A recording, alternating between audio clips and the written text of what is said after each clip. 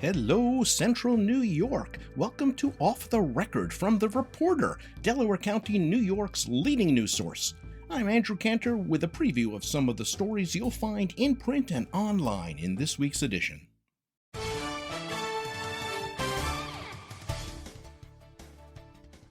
This episode is sponsored by Decker Advertising, your one-stop shop for all your business and promotional needs, from logo design and custom clothing to screen printing, lawn signs, banners, decals, car wraps, and much more. Call today for your free estimate. See how Decker Advertising can help you.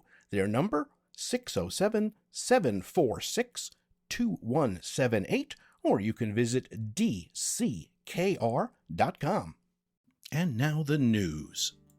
Delaware County had its annual audits for both New York State and the federal government, and Finance Committee members got to see a draft report. Exciting stuff. It all looks pretty good, actually, according to the Rochester-based EFPR group, which has done the audit for the past few years. For a mere $61,000, the firm found that there were no violations and not even any issues the county needs to address. What's interesting, though, is that the county has a lot of money in its unassigned fund. We're talking more than $42 million. That's good news, because it's always nice to have money in the bank, but it might raise some eyebrows in Albany because, municipalities aren't supposed to turn a profit, so maybe some of that money should be spent, helping residents. So the state comptroller might question why revenues were so much higher than the county expected, although, to be fair, sales tax revenue is kind of hard to predict. Still, it'll give the state folks something to grumble about. As expected, homelessness in Delaware County is substantially lower in the summer, or at least there are fewer people asking for help than in the winter, according to the Department of Social Services.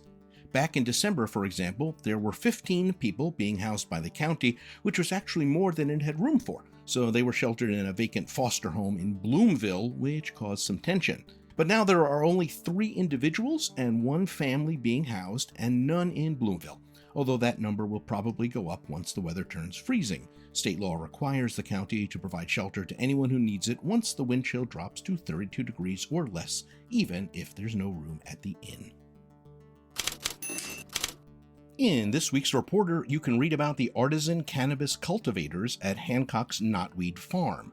Right now, Ben and Cindy Rinker are licensed by the State Office of Cannabis Management as cannabis cultivators, meaning they can grow marijuana and sell it to processors and other retail dispensaries.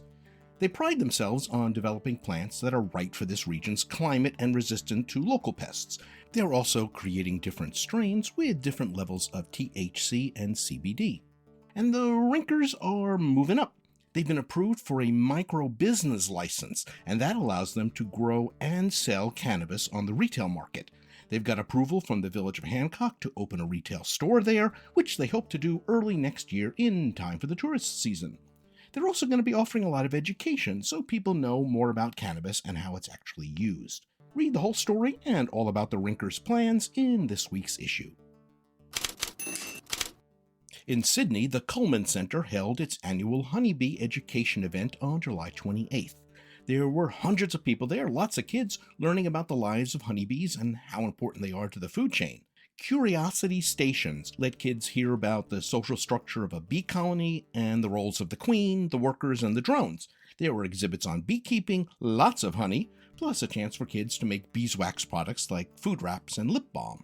You can check out all the pictures and all the details in The Reporter, in print or online. And now we turn to Looking Back. News from The Reporter 100 years ago this week. The 3 members of the Knight McGregor Concert Company who appeared in Walton on the 4th day of the Chautauqua jumped from their motor car to escape injury on a D&H crossing at Cobleskill, where the company appeared last Thursday afternoon. Their car was struck by the locomotive of a freight train after becoming stalled on the crossing. The car was hurled from the crossing and considerably damaged, but the occupants escaped injury.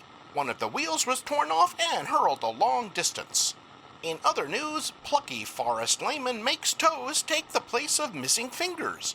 Forrest, son of Mr. and Mrs. Grant Lehman, resided 10 miles west of Walton near Granton, and he was born without arms. Forrest, now 19 years of age, has proven what can be accomplished by one determined to overcome the various obstacles resultant from such a physical handicap. Forrest is one of 4 children, has a happy disposition, lives on the sunny side of life, has been taught by his mother to use his toes so he can play an organ, crochet, tat, sew, shoot an air rifle, play checkers, and shave with an old-style razor. He rakes hay with a horse rake, and, being mechanically inclined, he takes pleasure in working around automobiles and farm machinery.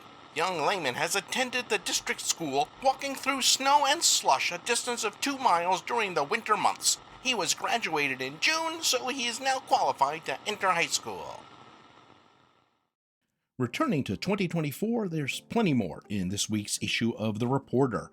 You can read about how grassroots politics is playing a bigger role this year than ever, as Delaware County is a deep purple region that could swing either way in November, and how both the town of Sidney and the town and village of Andes are looking at updating their comprehensive plans. Those stories are just the tip of the iceberg. Remember, to get all the news that matters to you and your Delaware County community, subscribe to The Reporter at the-reporter.net or call 607-464-4009. We'll see you next week.